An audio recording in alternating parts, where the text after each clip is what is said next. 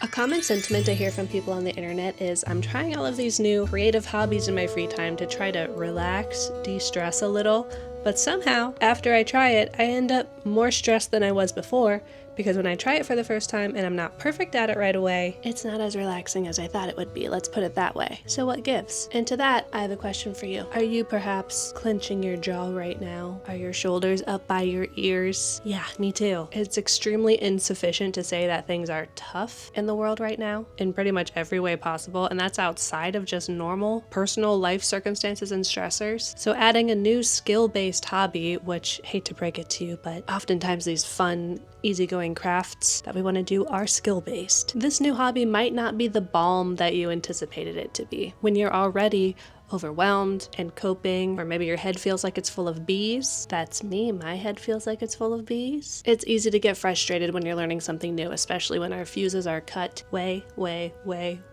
short. But I think I have the answer. Could it simply be that you're choosing the wrong flavor of creative hobby for your current emotional state? Let me explain. But first, let me introduce myself. Hi, I'm Kathleen if you're new to the channel. I love to make things. Always have, always will. I mostly focus on sustainable style and craft here on YouTube, but I also work full-time as a creative director, and I studied illustration at college. This isn't a job interview. I don't know why I'm explaining all of this. I just have a lot of thoughts, I think is what I'm trying to say on this specific topic. But thanks for being here. I hope it helps. Today we're going to chat through a bunch of different creative hobbies, crafts, activities that will actually help to get some of that anxious energy out of your body and help you to express yourself and what you're feeling, so that maybe, just maybe, we end up feeling a little more refreshed and ready to help make the world a better place. Isn't that a nice goal to have? So sit back, relax. There will be a potty break about halfway through. I'm not even kidding. And let me take you through the rubric. Yeah, there's a rubric. I posit that for a more relaxing and healing craft encounter, we need 3 things. Maybe 4. Ooh. 4, but the 4th's a bonus. Okay, first, our activity needs to be tactile. That's it. We need to be using our hands, our bodies in some way that feels good, potentially even soothing. We'll talk more about this later. Second, our activity needs to be forgiving. These are not precious activities and workflows, and actually, they might even celebrate your mistakes. Scare quotes on that because there are no mistakes, okay? Not here. A good example would be a craft that's not supposed to specifically look like something. For example, marbling. You don't go into marbling typically being like, I want this to look like a portrait of my grandpa, although that would be cool if you did. All that to say, forgiving crafts. One that works better when there's a little wabi-sabi. And number 3, we need an activity that is intuitive. One that hopefully ultimately leads to a bit of a flow state where your mind can wander and untangle a little bit. So we do not want activities that require a lot of context switching or problem solving or tactical design decision making. Because I don't know if you've ever thought about this, but when you're creating something from nothing, everything you do is a decision. Everything you do needs to be decided by you, and that can get real tiring. So again, we need a workflow that is intuitive, that doesn't require us to follow instructions really diligently or else everything explodes, something that's meditative. And then the 4th bonus piece of our rubric is it's nice when our task has an easy setup and cleanup. No obstacle feels higher than setting up a huge, messy craft project when you're barely hanging on by a thread and then cleaning it up afterwards. Not gonna happen. So that was our rubric. Tactile, forgiving, intuitive. Now there are tons of creative activities that are not forgiving, that are not intuitive, and that's okay. Those are fun in a time and a place. I'm thinking about like miniature painting or just really intensive drawing and painting or sculpting. Those are all beautiful, good things, but it's just not what we're talking about today. So that's enough preamble. Let's actually talk about the crafts and activities. First, a collection that focuses on feeling. There are certain tools that just feel good or satisfying or soothing to use. First craft I will mention, I've mentioned many times on my channel before because I love doing it. It's needle felting. What processes your rage better than stabbing a needle hundreds to thousands of times into something? I don't know, you tell me. If you're not familiar, needle felting is the act of taking wool and using a barbed needle tool to turn it into felt. So does it hit our first rubric of being tactile? Yes, it's probably the most tactile. The repetitive motion is awesome. The actual sensation of feeling the wool being kind of shoved in, very satisfying. It's also awesome that you end up with a very soft end product. Whether it's a tiny little figurine, you can use needle felting to repair holes in your wool clothing or to add letters and imagery to things. If you've never tried it, it's a pretty light startup cost. You'll need a needle felting needle, some sort of wool, and then a surface to plunge the needle into. They sell these felting mats. You can also make one yourself, like I did. This is literally just a soft cotton tote bag bag that I've filled with rice and then sewed shut. And you can see all of the wool roving that I've decimated it with. Is it forgiving? Yes, this is one of those tasks almost like sculpture, where if you mess something up, you can always add a little bit more, you can pull the wool back out. It's also cute when it looks a little lumpy. Is it intuitive? Does it let you enter a flow state? Yes, like I said, if you mess up, you can either just add a little or remove a little. The repetitive stabbing definitely puts me in a flow state. I don't know about you. And it's easy cleanup. It's not really messy at all. On to the next, where our last task was stabby. This one is smoothing glidey. I'm talking, ooh, where are they? Tempera paint sticks. If you have a child in your life, you've probably seen these, because are they marketed to children? Yes. Are they also completely addicting to use and fun for all ages? Yes. I love using these to make big messy drawings. I for a long time was drawing florals with them, although over Christmas we kind of collected all of our brown like shipping paper that we got throughout the year and then made custom wrapping paper with these on that craft paper, and that was very cute and satisfying and fun. And that's a craft I would recommend if you're like, I'm not much of a drawer. That's okay. You can make a big abstract design on a piece of paper and then cut it into bookmarks or use it as wrapping paper like we did, or do whatever. Is it tactile? Yes. It's like the smoothest oil pastel. Why is there a hair on it? That you've ever used, and it's nice and chunky, so it feels good to hold. Is it forgiving? Totally. The whole nature of these is kind of blobby and layerable, so you can't really go wrong. And is it intuitive? I would say yes, due to their forgiving nature. I'm not really worried too much when I'm using these about what I'm drawing. It's more about the feeling of what I'm drawing. Although, if you're not comfortable drawing, your mileage may vary. Bonus, is it an easy cleanup? Yes, there's a reason why these are marketed to kids, because although it is a paint stick, technically, it's not wet and you can clean it up with water if you do happen to get it on something. There you go. I don't know how many of my adult friends I've turned on to getting a set of these for themselves. They're just so fun. Hold up. Remember when I told you there was going to be a potty break in the middle of this video? I wasn't lying. Let's go. You guys want to do a quick little holler walk with me? Because someone has to poop. Not me. I'm not gonna name names. I feel like so many dogs just love to take their sweet old time doing their business. This dog, a saint. Quick, in and out. Oh, don't eat that. What was I saying? So let me see if I can tell you about the sponsor of today's video and the duration of his potty break. But I think I'm gonna be able to nail it because I know and love this sponsor like the back of my hand, the back of my foot. It's Bombas. Thank you, Bombas. Being cozy is of ultimate import to me, even when I'm taking my dog outside to go to the bathroom, which is why I really enjoy the Bombas Sunday slipper. The perfect house shoe that will make you not want to even leave the house, but also hard-soled and sturdy so that you could go grab your mail, take the trash out, take your dog out to go to the bathroom. He's just sitting and listening to me. Do you think he knows we're talking about him? Have you ever seen someone so small? The Sherpa lining on the outside and the inside, make sure you stay super warm. There's also a little lip on the back, so you kind of step into them and they don't just flop around on your feet, which I really like. And if I want them to be inside shoes, you can just throw them in the wash. Super easy. I just checked the Bombas website and there's now a cream floral colorway for these slippers. They're really cute. Maybe I should embroider some flowers on mine. If you're not familiar with Bombas, it is one item purchased, one item donated, which means that over 150 million essential clothing items have been donated. This is across a network of over 4,000 giving partners across all 50 states, including the school district where my mom works, so I have seen this literally firsthand. And that's great for everyone. And it's also great for you because Bombas also has a 100% happiness guarantee. So in the case that anything happens to your socks, your dog eats them,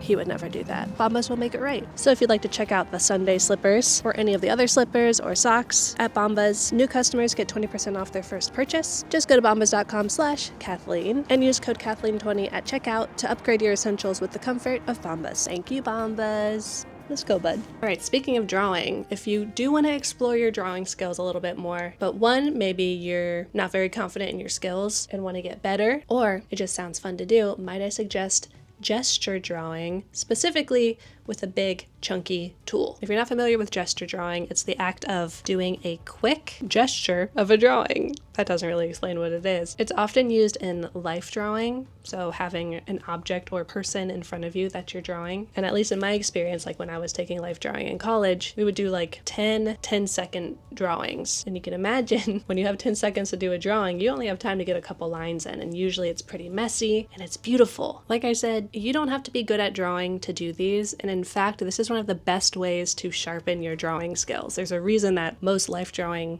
classes start with them. And my favorite materials to use for this are newsprint. So I've got pads of newsprint. It's really thin, it's nicely textured, you don't have to worry too much about messing up because it's cheap. And then I highly recommend using a large tool. For example, a stick of graphite or charcoal, and not holding it like you would hold a pencil, because that's a little too controlled. Just holding it kind of pinched in your hand like this.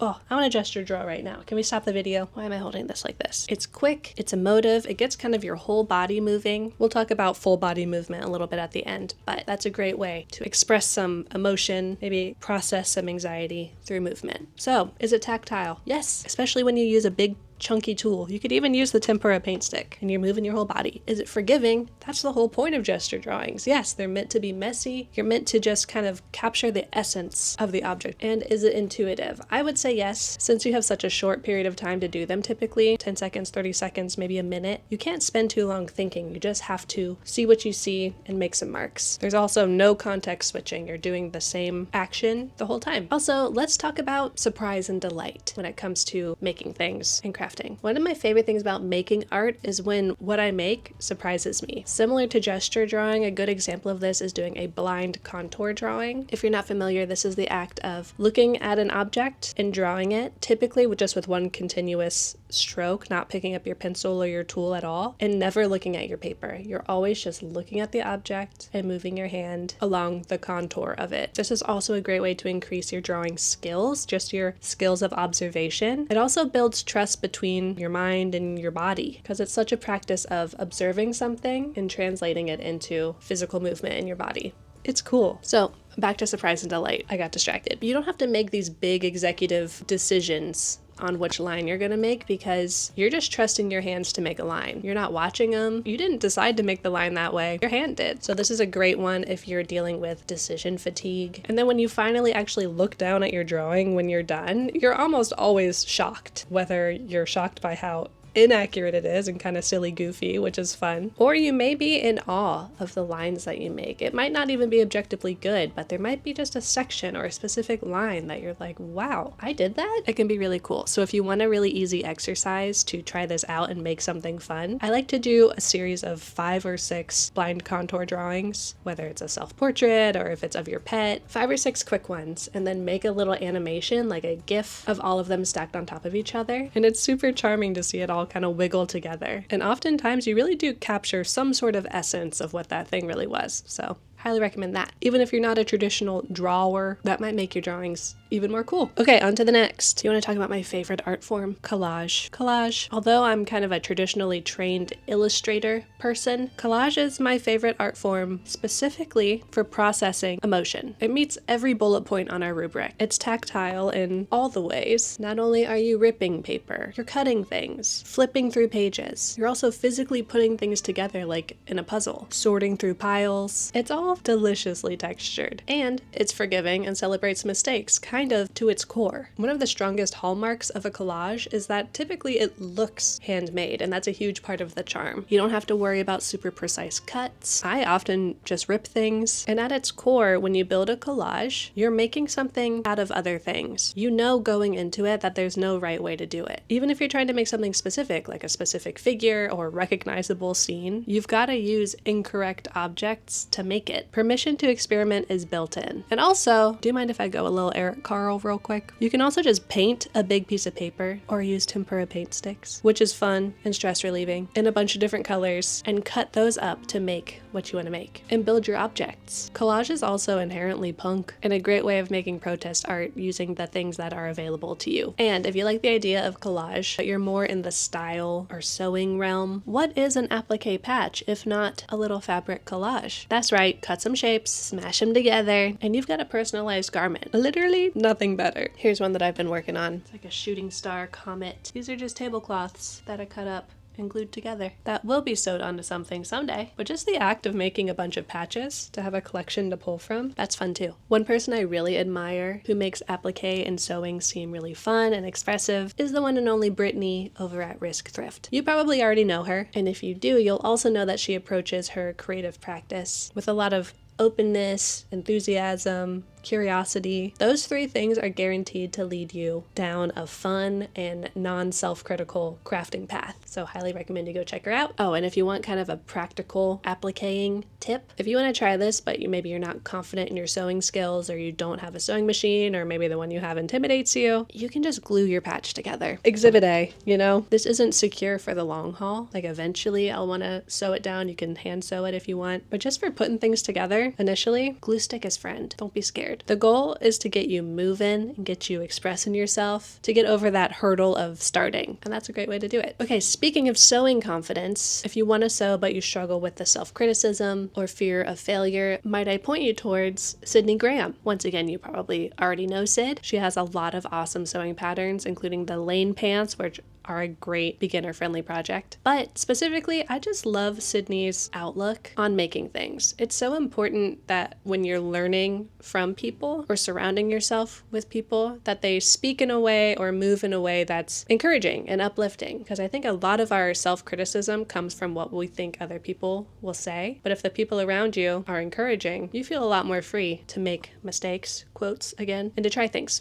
Anyways, you can count on Sid to keep a level head, drop really practical sewing tips along the way, and just in general, she approaches things with a carefree and confident attitude. So if you want to approach your practice in a similar stress-free way, go check her out. Okay, we've talked about drawing, we've talked about sewing, talked about other things, but maybe you're not really a visual arts kind of person. That's okay. Maybe you like words a little bit more. I get it. My current YouTube algorithm is so journaling pilled. It's crazy. It's because I've been watching and searching for journaling videos, because one of my resolutions or goals for this year is to journal more, which I've been doing this past month, and it has been really helpful. Once I let go of the idea of journaling or having a diary having to be a very specific thing, once I just let it be what it was gonna be, I'm having a lot of fun. Anyways, maybe you want to be a little more expressive or have more to process than your typical daily log or memory keeping would allow you to do in a journal. Let's think about poetry. Isn't it cool that anybody can be a poet? If I'm feeling like I don't have the words to describe how I'm feeling, one of my favorite challenges to give myself is I challenge myself to write the worst poem I possibly can as quickly as I can, like in a minute. That might sound stressful, but think of it as a thought starter or a way to start untangling feelings that you haven't been able to put into words. I also have this problem with just if I have to write anything, the insurmountable act of starting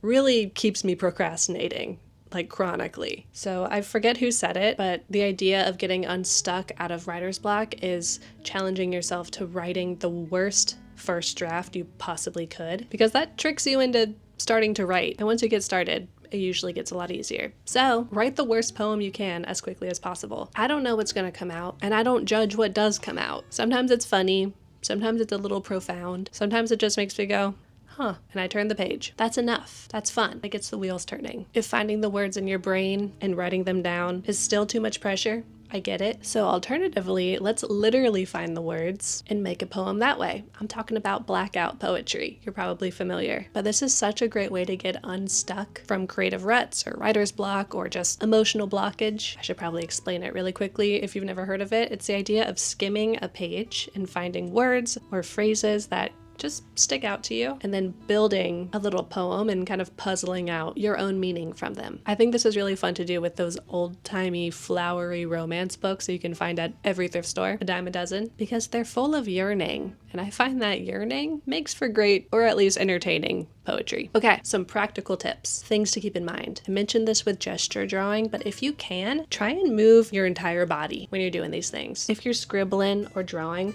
try to move from your shoulder instead of from your fingers or your wrist. Even your elbow will let lines flow a little more smoothly. When you get your whole body involved, you kind of get out of here and you get into here. That's a good place to be. Also, another tip, I'm pretty bad at this, so it's something I have to work on. Avoid clenching your tool for a long period of time. Whether you're drawing or writing or holding a crochet hook, try to figure out the lightest possible tension you can put on it to still get the job done. I've always been super heavy-handed, especially when writing. So finding tools that allow you to not be heavy-handed and still get the job done is also important. For example, I like writing with felt tip tools because I don't have to press hard, but I still get a thick line. But also, if it feels good to scribble on something caveman style, that's cool. Have at it. This is about having fun, okay? And finally, if you really want to get the most out of this, try not to multitask. I know it can be really alluring to have a YouTube video on the background. You might be doing it right now while you're also trying to journal or draw or something. And that's cool. But I think if your goal is like reflection, maybe just put some music on and feel the vibes for a while, you know? Although if you're just trying to zone out, do whatever you need to do. I've watched plenty of seasons of TV shows while crocheting. Speaking of that, you may have noticed that I didn't really touch on fiber arts a whole lot, knitting, crochet, that kind of thing. And mostly that's because, at least for me personally, crochet and knitting has had a pretty high barrier of entry, just skill-wise. Literally learning the skill can be stressful or just requires energy that I might not have right then. And it can also be a little unforgiving. So if you're the type of person that really cares about like perfect stitches or not dropping any, I don't find that it really fits into this more meditative and expressive creative practice. But I do still love it.